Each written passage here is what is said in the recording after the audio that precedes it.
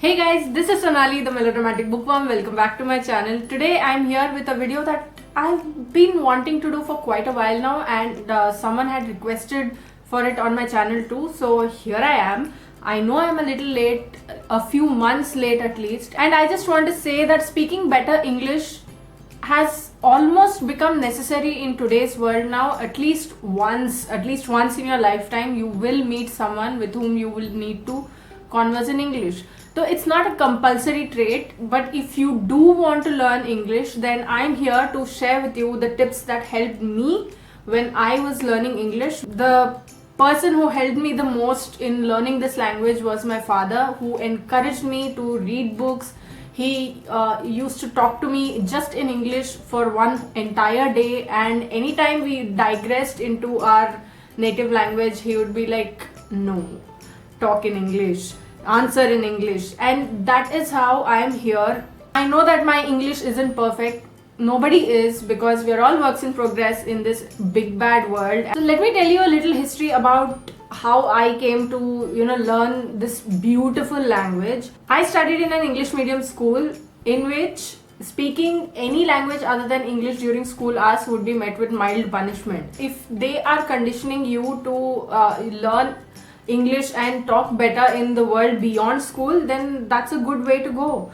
It's not that they are discouraging other languages, because if there was a Hindi class, we would be required to speak in Hindi. But usually it's like that. When you're learning a language, during that class at least, you're required to speak in that language so that you will be able to learn better. But at that point in time, English was all I knew. I read books, I inhaled them. So that's how I came to learning English, thanks to my school and thanks to my father, who spoke with me, had conversations with me. He used to ask me questions, and that was how I came into the love of this beautiful language and also reading. So in this video, I'm going to be sharing with you the tips that will help you in speaking better English. The most important thing that you have to remember as you speak is that you need to have a vocabulary.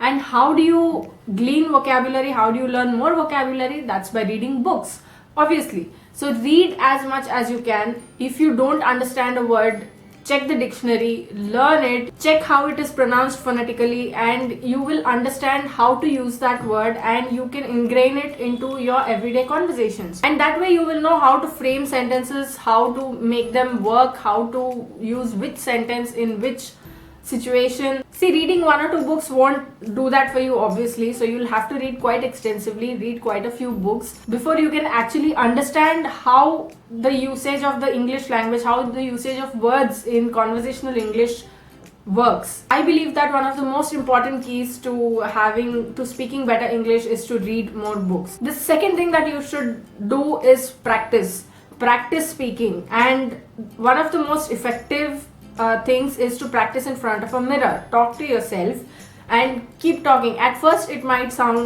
look a little absurd, like why am I even doing this? This is stupid or something. But it is not stupid. It is really not stupid. When you get that thought in your mind, just put it aside, because this way you will see how your pronunciation is going. You will see how to make your pronunciation better. When you see yourself talking, you will understand what is better and what is not. And that way, if you're doing something wrong, you can always refer to anything on the internet. If you want to refer to anything on the internet, just go there and check what you're doing wrong, and then you can improve it. You can see yourself improving. I might have implemented this a few times in my life, but I have seen the results, and I really recommend this tip to you. I hope you'll be able to use this. My third tip would be have conversations that require instant responses, on the spot responses, because that way you will be able to understand the level of your learning better. Because once you've learned a thing properly, once you've conditioned yourself into recollecting something at a precise point, then it comes back to you at that moment, and you'll know the extent to which you have understood, the extent to which you have learned the language. And once you understand that, you will be able to make the required changes. You will be able to understand what exactly resides in your repertoire at that moment, and then work on the remaining. So yes, have conversations in English, because that is one of the most important part of learning a new language, or learning a language to become better at it. And I feel like having conversations in English has made my English better. My next tip would be to think in English. See, I understand that when your mother tongue is not English, then you tend to think in your native tongue. See, for example, if you're a Kannadiga, your thoughts will automatically be in Kannada. See, in the beginning, you tend to translate things in your head. For example, if you look at a particular object, the original name that you have learned since you were a kid, that comes to your mind, but gradually translate it into English, and then you'll have to condition yourself to think of the English word when you look at that particular object or anything for that matter. Your mind might push that particular word in your native tongue to the front, but just clamp it down and then think of the English word. This goes without saying, but when you want to learn English, the best way is to watch other people speak with each other. So you know what I'm getting at. You can go watch English movies, TV shows, cartoons, and then observe the way they speak and observe the situations in which they are in and what they speak and how they use the language. Sometimes even the body language gives away what they're trying to say in English. So that would be a good way to start and a good way to actually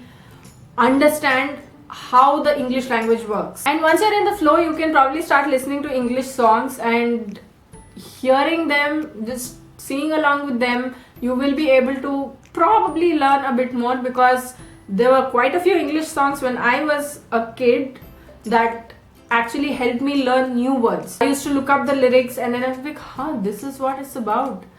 And that's how it helped me also. The next tip is probably one of the most important when it comes to learning colloquial English, learning conversational English, because most of the time grammatically things don't make sense, but when you're speaking, when you're in a conversation, it makes a whole lot of sense. So what I'm trying to say is leave the grammar alone. Colloquial English, in this time and age at least, it doesn't make much of a sense.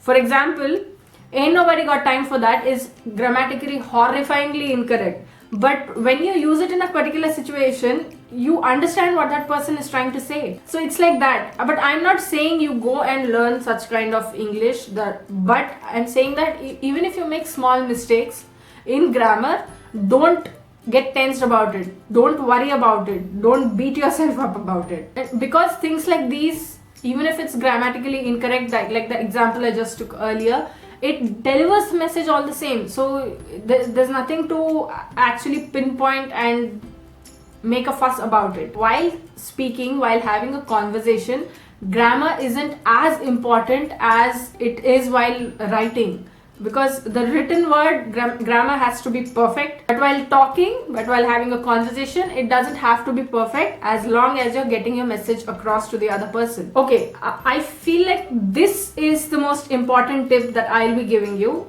and my tip is it's okay to make mistakes. Nobody learns anything overnight, and English is a language that you take time to learn, you take time to understand also, because there are a lot of things that English probably cannot explain for itself. And to make mistakes is to show yourself that you are learning, that you are going ahead step by step, and you learn what is wrong, and that is as important as learning what's right and how to use the right things. So just don't beat yourself up over it. Go easy on yourself. Nothing happens overnight, and always remember that it is part of the learning process. Give yourself time, and that way you'll be able to learn a better brand of English than if you go ahead and be so hard on yourself that you just simply don't want to go there anymore. So yes, it's okay to make mistakes. Don't be too hard on yourself. It's all part of the learning process. My next tip would be to keep your eyes and ears open, because some of the most important lessons come from the unlikeliest of places. So the way you can actually learn something might probably be if you read an ad somewhere, you see the name of a shop and like it seems very weird, but it also makes sense.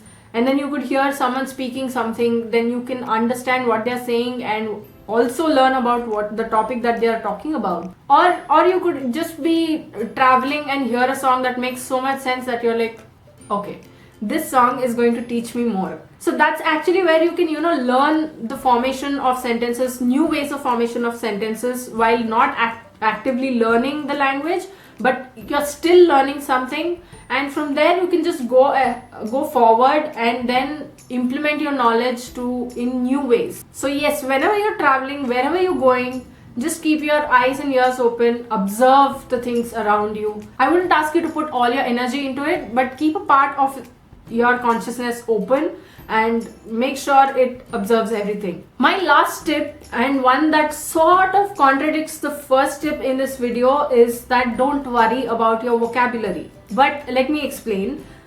The thing about building your vocabulary is that at first you need to learn the simple words. So what I meant in my first point was that when you read books, you will be able to learn the simple words first. See, that's the thing. You can first learn to use simple words, learn the simple words that will take you through everyday conversations, because you can always hold a conversation without big complicated words. Learn those simple words however you want to learn it, reading books or the other points that I've mentioned in this video. Building your vocabulary and using the big words can always come later. You start small, build on it, and then will come a time when you have such a strong foundation that it cannot be shaken no matter what. So right now, all I'll say is that don't fret about the vocabulary. So those were my tips on how to speak better English. If you have anything that you want to add to these tips, then please leave them in the comments below. I'd love to hear from you, and also let me know how you liked this. I loved making this video. I